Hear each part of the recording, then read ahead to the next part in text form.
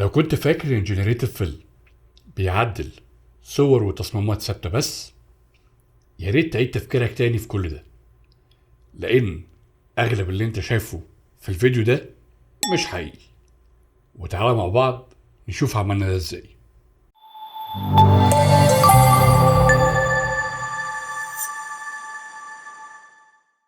اهلا بيكم. لحد فتره قريبه انا كنت فاكر زيك بالظبط ان الفوتوشوب ما بيعدلش غير صور ثابته، او بمعنى اصح ان الجنريتيف فيل ما بيعدلش غير الصور ثابته، اضيف عنصر اشيل عنصر على التصميمات الثابته. ولكن وانا بقلب في يوتيوب ظهر كده قدامي كام فيديو ان في ناس بتقدر تعدل ديكور اماكن كامله في الفيديوهات بتاعتها باستخدام الجنريتيف فيل. يلا بينا نروح على الفوتوشوب وبريمير ونشوف هنقدر نعمل ده ازاي. طيب تعالوا كده نروح على بريمير برو ونشوف هنعمل ده ازاي. هنفتح بريمير برو زي ما انتم شايفين بالمنظر ده، وهنروح واخدين اكسبورت فريم من الفيديو. اوكي، هنيجي نفتح فوتوشوب.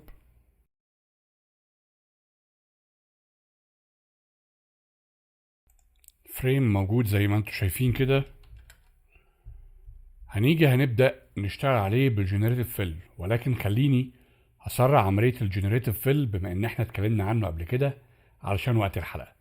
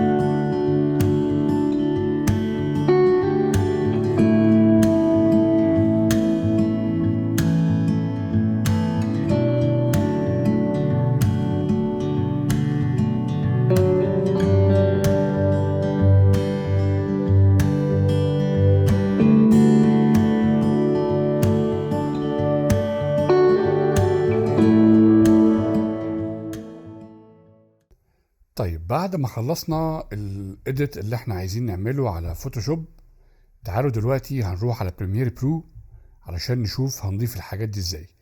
اول حاجة اللاير اللي انا اشتغلت عليه هروح اعمل له هايد كده، بعدين هروح جاي فايل سيف از فيديو جنريتيف فيل سيف. هاجي هنا هلاقي اسم الملف اللي انا اشتغلته، هروح واخده على بريمير برو وكوبي، وهقول له individual layers. اوكي تمام. اجي هنا هروح منزله بالمنظر ده.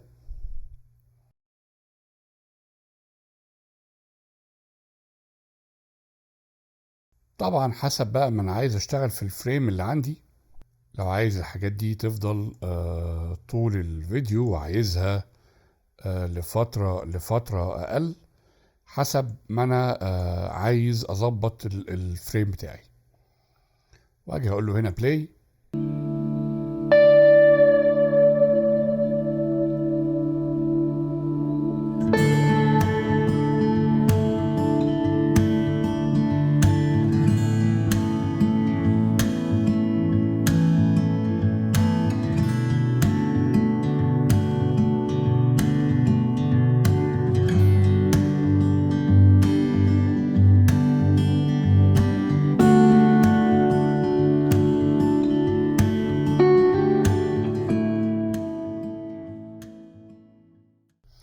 ودي النتيجة النهائية للفيديو بتاعنا. كنا اتكلمنا قبل كده عن الجنريتيف فيل والذكاء الاصطناعي باستخدام فوتوشوب او مواقع تانية.